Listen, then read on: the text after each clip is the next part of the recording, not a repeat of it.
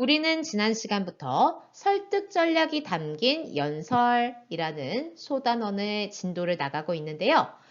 이 부분에서 우리는 청중을 설득하려는 목적으로 격식을 갖추어 말하는 공적인 화법, 연설에 대해서 지금 배우고 있습니다.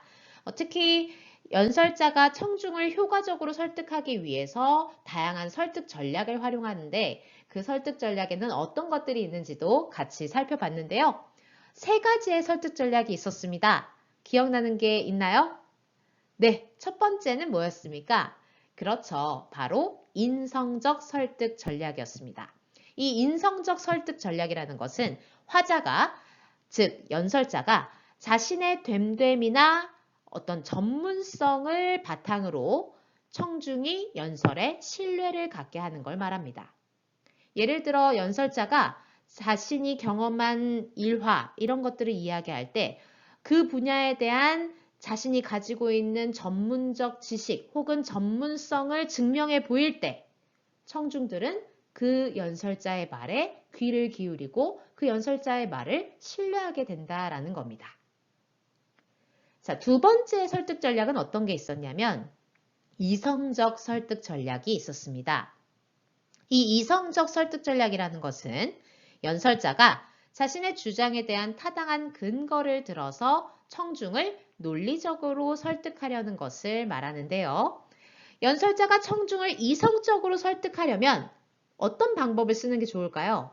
그렇죠. 다양한 논증 방법을 활용하거나 아니면은 객관적인 근거 자료들을 대면 되겠죠.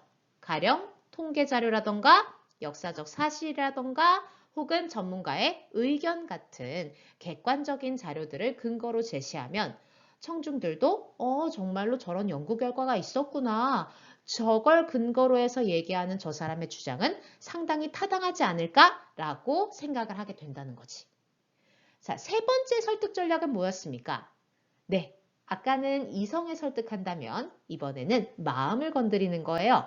감성적 설득 전략이라는 것이 있었습니다. 연설자가 청중의 어떠한 욕망, 혹은 자긍심, 혹은 동정심, 혹은 분노, 이렇게 청중들의 감정에 호소를 하면서 청중을 설득하는 전략을 말하는데요. 연설자는 청중의 마음을 움직일 만한 어떤 에피소드, 사례 혹은 상황 이런 것들을 제시하여서 청중에게 감동을 주어서 청중들의 행동을 변화시키려는 의도로 접근을 하는 방식을 감성적 설득 전략이라고 합니다. 자, 그래서 우리가 지금 교과서 143쪽부터 실려 있는 그 조앤 K 롤링, 해리포터의 저자로 유명한 조앤 K 롤링이라는 사람이 하버드 대학교에서 졸업생들을 위해 연설을 했던 그 연설문을 살펴보면서 이 조앤 K 롤링이 활용하고 있는 설득 전략은 어떤 것이며 또 이 연설을 통해서 그 청중들에게 전달하고자 하는 메시지가 무엇인지 그런 것들을 지금 살펴보고 있었습니다. 그래서 우리가 지금 교과서로 143쪽부터 144쪽 중간까지 이제 진도를 다 했거든요. 그래서 이 연설자가 하려고 했던 말이 뭐였습니까? 첫 번째는 그렇죠. 이 연설의 주제가 두 가지였는데 첫 번째 주제가 바로 지금 화면에 나와 있는 실패가 주는 혜택이었고요. 이제 우리가 오늘 살펴볼 내용 두 번째는 바로 상상력의 중요성에 대해서 살펴보려고 합니다. 이 그 조앤 K 롤링은 본인 스스로를 어떻게 얘기를 했었느냐면 그 143쪽에 보면 본인은 굉장히 실패를 두려워하는 사람이라고 했었어요. 그런데 대학교를 졸업하고 7년 동안 매일이 실패의 길만 걸어왔다 하면서 그 당시에 그 실패를 겪었던 그 힘겹고 절망적이었던 상황을 암흑과도 같은 터널, 그 속에 한 줄기 빛을 기다리고 있는 자신의 모습을 아주 비유적으로 표현하는 부분도 있었죠. 자, 하지만 이렇게 실패를 경험해 보다 보니 그 경험 속에서 어떤 깨달음을 얻었는데 그게 뭐였느냐? 실패가 주는 혜택들이 있다라는 걸 깨달은 거예요. 어떤 혜택들이 있었느냐? 화면에 보이듯이 첫 번째 혜택은 실패는 본인의 삶에 군더더기를 없애줬다고 얘기를 했어요. 자신이 진짜 하고 싶었던 일에 열정을 쏟게 되고 그 일에 몰두하다 보니 오히려 실패했던 것들에 위해 성공의 발판을 쌓을 수 있는 계기가 됐다라는 얘기를 해줬고요. 또한 144쪽을 보면 다른 곳에서 배울 수 없는 자기 자신을 알게 해줬다라는 실패가 주는 두 번째 혜택을 얘기해 줬는데요. 실패를 해보니까 의외로 그 실패를 극복하는 과정에서 내가 몰랐던 나의 장점을 발견하게 된 겁니다. 생각보다 자기가 성실하고 의지가 강하며 주변에 소중한 사람들이 많이 있구나라는 사실을 깨달았다는 거죠. 실패를 해본 적이 없다면 그런 걸 깨닫지 못했을 거다라고 얘기하면서 계속해서 이 실패가 주는 혜택에 대해서 얘기를 하고 있습니다.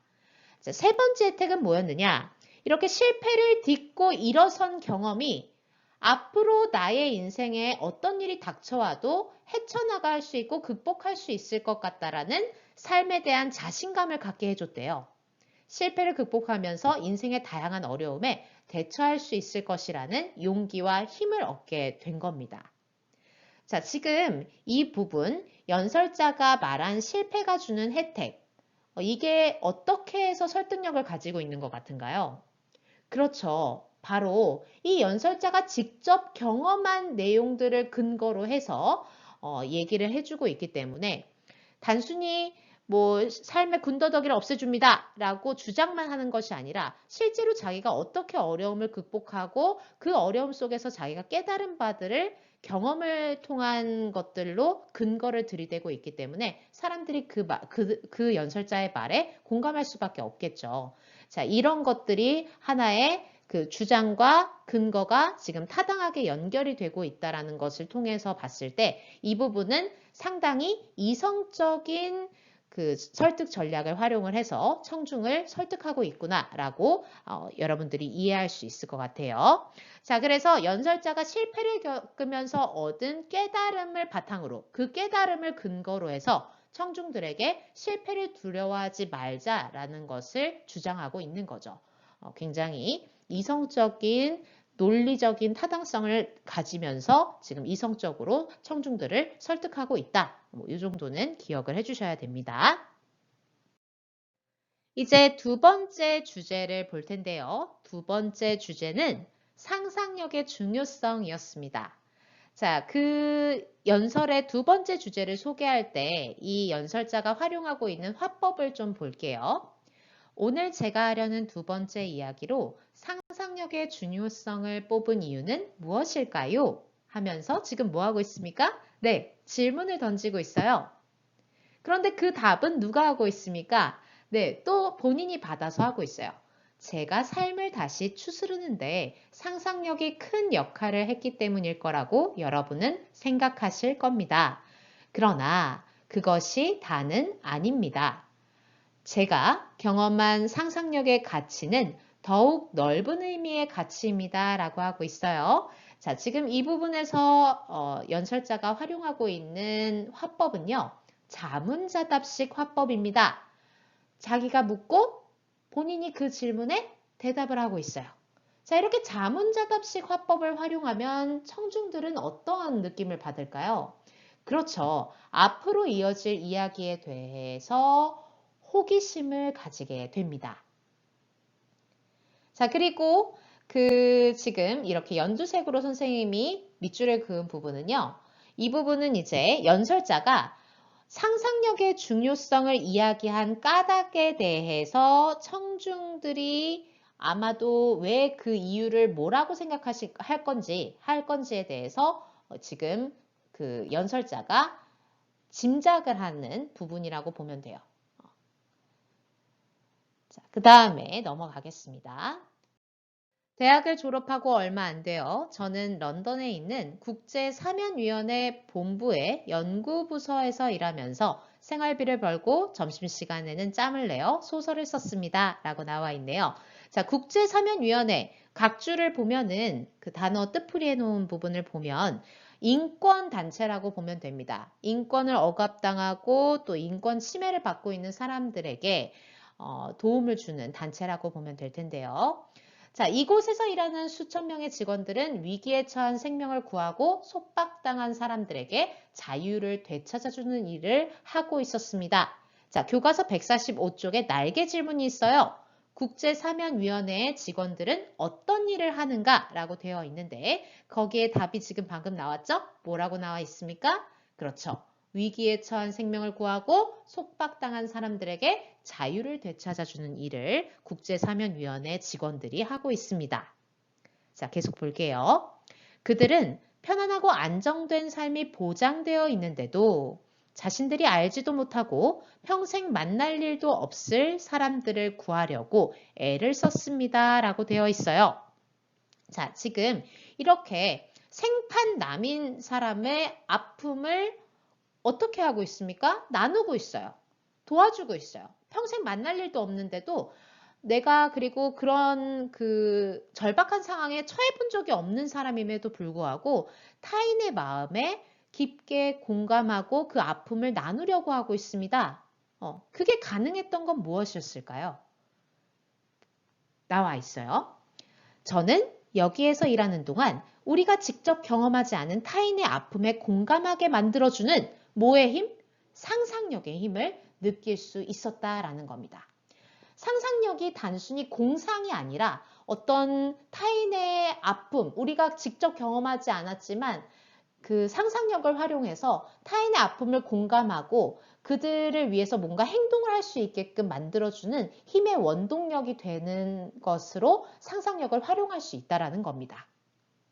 자, 그래서 지금 연설자가 이 국제사면위원회에서 일했던 경험을 통해서 깨달은 것은 바로 타인의 어려움을 헤아리고 이를 위해 행동하게 만드는 상상력의 힘과 그 상상력의 가치에 대해서 깨달았고 이것을 지금 하버드 대학교를 졸업하고 있는 나의 지금 청중, 내 앞에 있는 청중들에게 이러한 상상력의 힘을 여러분들도 가지세요 라고 얘기해주고 싶은 거겠죠. 자, 145쪽의 날개 질문은 아까 우리 밑줄을 그었고요. 바로 넘어갑니다. 우리는 누구나 자신뿐만이 아니라 타인의 삶에 영향을 줄 수 있습니다. 그렇죠? 실제로도 그렇죠. 친구 관계만 생각해도 그렇잖아요. 내가 그 친구에게 어떤 영향력을 미칠 수도 있고 반대로 그 친구가 나에게 어떤 영향력을 미칠 수도 있고 서로가 서로의 삶에 영향을 줄 수 있는 존재들입니다. 자, 그런데 지금 요 문단에서 연설자가 굉장히 청중들의 감성을 건드리는 그 청중들의 어떤 욕망, 자긍심, 동정심을 유발하면서 감성적 설득 전략을 활용하고 있는 부분들이 꽤 많은데요. 그 부분을 한번 찾아보겠습니다. 먼저 청중들의 자긍심을 북돋는 그런 부분이 있어요. 어딜까요? 그렇죠. 바로 두 번째 줄. 지금 선생님이 하늘색으로 밑줄 친 부분입니다. 졸업생 여러분은 훌륭한 교육을 받았기 때문에 짊어진 책임도 남다르다고 봅니다. 자, 이 졸업생 어느 대학을 졸업하고 있는 그렇지 하버드 대학이라는 명문 대학을 졸업하고 있는 학생들에게 훌륭한 교육을 받았기 때문에 라고 하면서 어떤 자긍심을 지금 불러일으키고 있고요. 동시에 그 자긍심만큼 당신들에게, 즉 청중들 여러분에게는 남다른 책임감, 사회적 책임감도 있다라는 것을 불러일으키고 있는 겁니다. 자, 그래서 명문대학을 졸업하는 학생들에게 자긍심과 사회적 책임감을 불러일으키는 어떤 감성적 설득 전략을 넣고 있고요. 자, 그러면서 뭐라고 얘기하고 있는지 보세요. 여러분은 힘없는 사람들을 자신과 같이 여기고 어려움에 처해 있는 사람들의 삶을 상상하는 힘을 가지세요. 그리고 여러분의 힘과 영향력을 그들을 위해 사용해 주십시오 하면서 자, 이 부분에서는 어떤 청중들의 뭘 자극하고 있나요? 욕망, 자긍심, 동정심, 분노 이 네 가지 중에서 한번 골라봐요. 그렇지. 동정심이죠. 동정심. 힘없는 사람들을 자신과 같이 여기고 어려움에 처해 있는 사람들의 삶을 상상해 보라고 하면서 청중들의 동정심을 지금 자극하고 있어요. 그러면서 그 상상이 가능하다면 그들의 삶을 헤아릴 수 있는 사람이 되어서 어떻게 해라? 여러분들이 가지고 있는 힘과 영향력을 그들을 위해서 사용해달라. 즉, 상상력을 통해서 어려운 사람들의 삶을 헤아리고 이들을 위해 노력하는 삶을 사십시오, 졸업생 여러분. 이 얘기를 하고 싶은 거예요. 그렇게 그 졸업생들이 생각을 하게끔 청중을 설득하고 있는 겁니다. 자, 세상을 바꾸는데 마법은 필요 없습니다. 우리의 마음속에는 이미 세상을 바꿀 힘이 있습니다. 라고 얘기하는 이 부분은요. 지금 하버드 대학교를 졸업하고 이제 세상으로 나아갈 그 학생들의 입장에서는 어떤 세상을 나는 바꿀 거야. 나는 더 좋은 세상, 나를 통해서 더 좋은 세상을 만들 거야. 라는 어떤 욕망도 있을 거고 의지도 있을 거잖아요. 그 욕망을 한 번 더 자극을 하는 겁니다.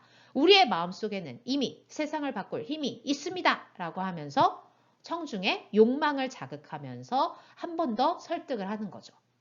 우리는 더 나은 세상을 상상하고 만들 수 있는 힘이 있습니다. 라고 말하고 있는 겁니다. 여기까지가 본론이었습니다. 실패의 경험이 주는 이점과 상상력의 중요성에 대해서 얘기를 하고 있었죠. 자, 이제 결론으로 넘어가 볼게요. 내일이 오고 여러분이 오늘 저의 말을 단 한마디도 기억하지 못하더라도 고대 로마의 현인이었던 세네카의 말만큼은 꼭 기억하길 바랍니다. 이야기에서는 이야기의 길이가 긴 것이 중요한 게 아니라 내용이 얼마나 훌륭한 것인지가 중요하다. 우리의 인생도 마찬가지다. 여러분은 내면이 충만한 삶을 살기를 기원합니다. 감사합니다. 자, 지금 이 결론 부분에서 연설자가 무엇을 활용하고 있냐면 바로 고대 로마의 현인이었던 세네카라는 유명한 사람이 한 말을 인용하고 있습니다. 인용한 부분은 바로 여기죠. 괄호로 묶인 이 부분. 이야기에서는 이야기의 길이가 긴 것이 중요한 게 아니라 내용이 얼마나 훌륭한 것인지가 중요하다. 우리 인생도 마찬가지다 라는 말을 인용하고 있어요. 이 인용한 문구가 청중에게 연설자가 하고 싶은 메시지와 동일하니까, 의미가 통하니까 인용을 했겠죠. 자, 그러면 이 말의 의미를 우리가 해석을 해봐야 되겠지. 이야기의 길이가 긴 게 중요한 게 아니래요. 좋은 이야기라는 것은. 즉, 양보다는 뭐가 더 중요하다? 질이 더 중요하다. 자, 그러면 인생도 마찬가지라는데 양이 많은 인생 뭐겠니? 그렇죠. 돈이 많은 거. 물질적인 것으로는 성공을 했어. 하지만 자기밖에 모르는 사람들 있죠. 반면에 내용이 훌륭한 사람은요. 어떤 사람이겠어요? 내면이 충만하고 타인과 공감하며 타인을 배려하고 타인을 같이 타인과 함께 살아가려는 그런 내면이 꽉 찬 사람. 그런 걸 의미하는 거겠지. 자, 그래서 이 길이라는 말과 내용이라는 말이 상당히 대조적인 의미를 지니고 있는데요. 물질적으로 성공하는 삶, 자신만 생각하는 삶이 길이가 긴 인생이라면 내용이 훌륭한 인생은 내면이 충만하고 타인을 생각하는 삶이 되는 겁니다. 즉 이렇게 대조적인 표현을 통해서 이 연설자가 전달하고자 하는 의도가 강조되고 있고요.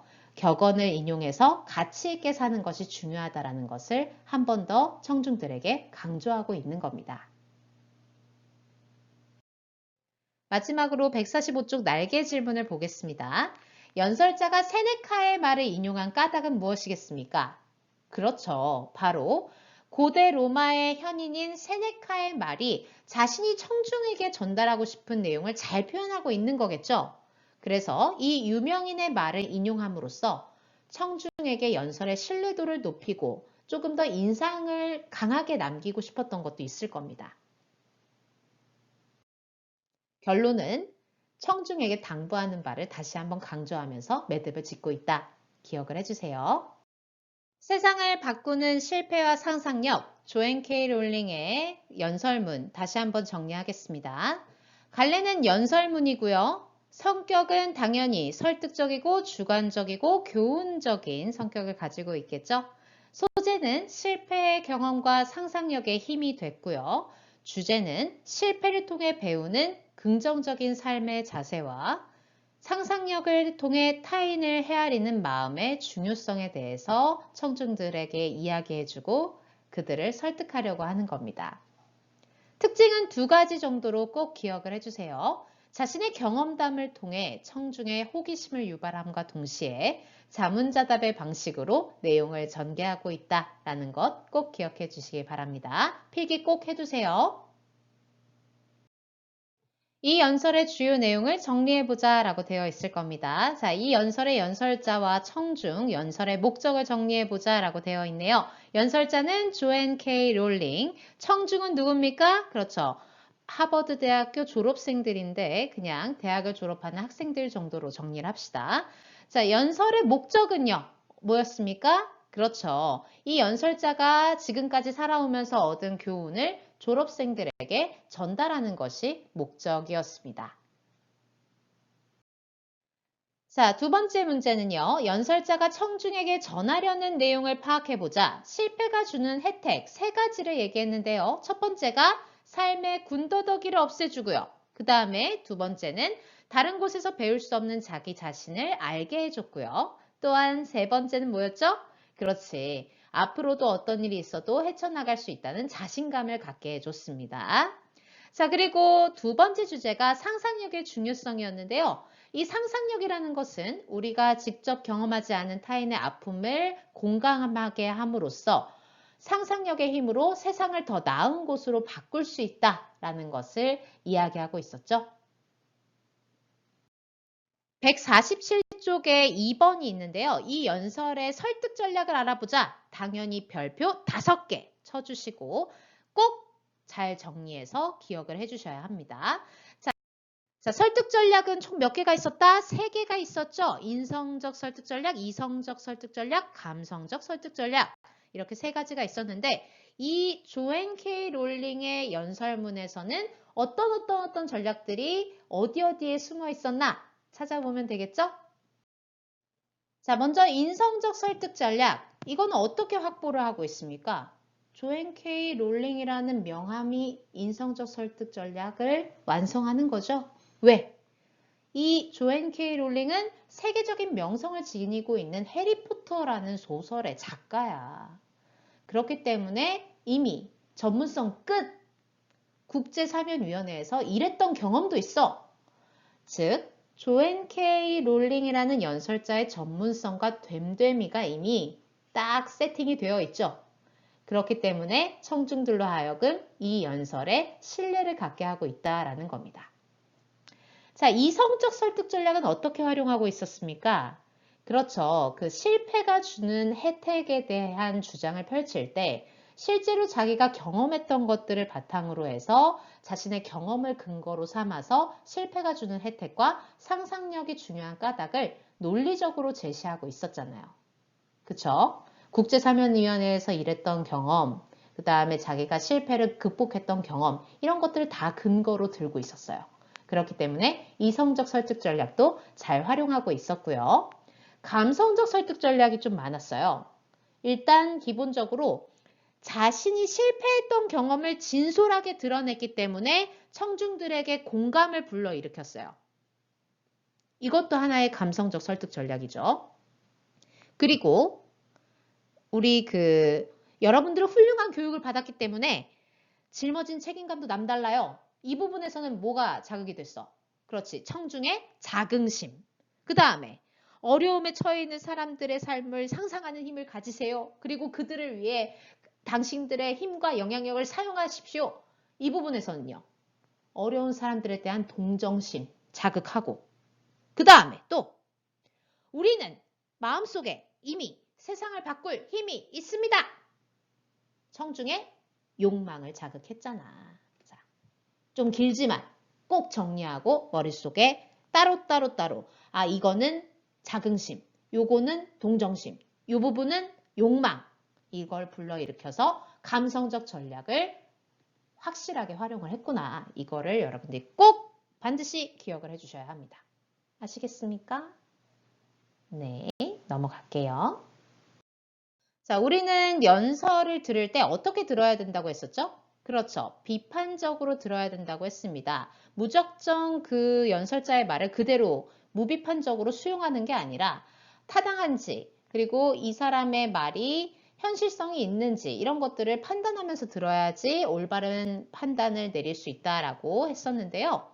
그래서 이 지금 화면에 나와 있는 여학생처럼 연설자의 설득 전략이 타당한지 이런 것들을 한번 여러분들이 각자 판단을 내려보시면 좋을 것 같습니다. 뭐 제 생각에는 여기 나와 있는 여학생처럼 연설자가 그 새로운 세상을 향해 첫 발을 내딛는 청중에게 자신이 겪었던 경험 그리고 어떤 그동안 깨달았던 삶의 지혜 이런 것들을 조언해주는 부분에서 굉장히 논리적으로 제시를 하고 있다. 그래서 청중들이 잘 공감할 수 있게끔 말하고 있다. 이렇게 평가할 수도 있고 또 다르게 평가할 수도 있겠죠. 뭐 감성적 설득 전략을 참 잘 활용을 해서 사람의 마음을 큰 감동과 울림을 줬어. 뭐 이런 식으로 여러분들이 어떤 평가를 내려봤으면 좋겠습니다. 이 부분은 여러분들의 몫으로 남겨두고 넘어갈게요. 148쪽 3번을 보도록 하겠습니다. 이 연설을 듣는 청중에 대해 생각해보고 이를 바탕으로 연설자를 평가해보자 라고 되어 있네요. 자, 청중의 대략적 나이는요. 지금 대학교를 졸업하고 있는 사람들을 청중으로 하고 있으니까 한 20대? 그쵸? 자, 그리고요. 청중의 공통적인 상황은 어떻습니까? 지금 다 졸업식에 있으니까 뭘 앞두고 있는 거예요? 당연히 졸업식을 앞두고 더 큰 세상으로 나아가는 출발점에 서 있는 사람들이죠. 청중들의 공통의 관심사는 뭐겠습니까? 그렇죠. 앞으로 자신의 미래, 어떤 직업을 가질 것인지, 어떻게 살아갈 것인지 이런 것들에 관심이 있겠지. 자, 이렇게 청중에 대한 정보를 분석을 해서 연설자는 이 청중의 요구와 관심에 맞는 연설 주제를 설정하고 또 이들의 지적 수준, 지식 수준, 나이 이런 것들을 고려해서 적절한 설득 전략을 또 활용을 해야 되겠죠. 이걸 잘 했느냐를 평가해 보자라는 거야. 자, 이제 그러면 세 가지의 평가 기준으로 우리 연설자를 평가해 봅시다. 연설자가 청중의 나이와 지식 수준을 고려했는가? 네, 잘했죠. 갓 대학을 졸업하는 20대 젊은이들에게 인생의 선배로서 본인이 겪었던 경험을 근거로 해서 다양한 인생의 조언을 해주고 있잖아요. 실패를 두려워하지 마라. 실패는 누구나 할 수 있는 것이니까 겸허히 받아들이고 너무 겁내하지 마라. 그리고 또 상상력의 힘을 발휘해서 사람들에게 또 세상에 긍정적인 영향력을 끼치는 사람이 되어라 라는 조언을 해주고 있어요. 이런 것은 지금 갓 대학을 졸업해서 내가 어떤 인생을 살아갈 것인지를 고민하고 있는 청중들에게는 굉장히 피가 되고 살이 되는 내용이잖아요. 이들의 요구를 잘 고려해서 그 주제를 정했다라는 것을 충분히 알 수 있고 또한 앞에서 살펴본 것처럼 다양한 설득 전략, 인성적 설득 전략, 이성적 설득 전략, 감성적 설득 전략을 적절히 잘 활용을 해서 청중들의 신념과 행동을 변화시킬 만한 감동적인 연설을 했다고 평가를 내릴 수 있겠죠. 자, 그래서 정리를 하면 이런 건데 요거를 교과서에 적을 생각은 절대 하지 마시고요. 선생님이 지금 방금 얘기한 것처럼 조앤 K 롤링은 지금 청중의 나이와 지식 수준, 청중의 관심과 요구, 적절한 설득 전략을 잘 활용을 하고 있다 정도만 여러분들이 기억을 해주시면 돼요. 네. 그래서 오늘의 수업은 여기까지 마치고요. 나가셔서 이제 그 관련 문제 퀴즈 풀고 제출해 주시면 됩니다. 수고하셨습니다.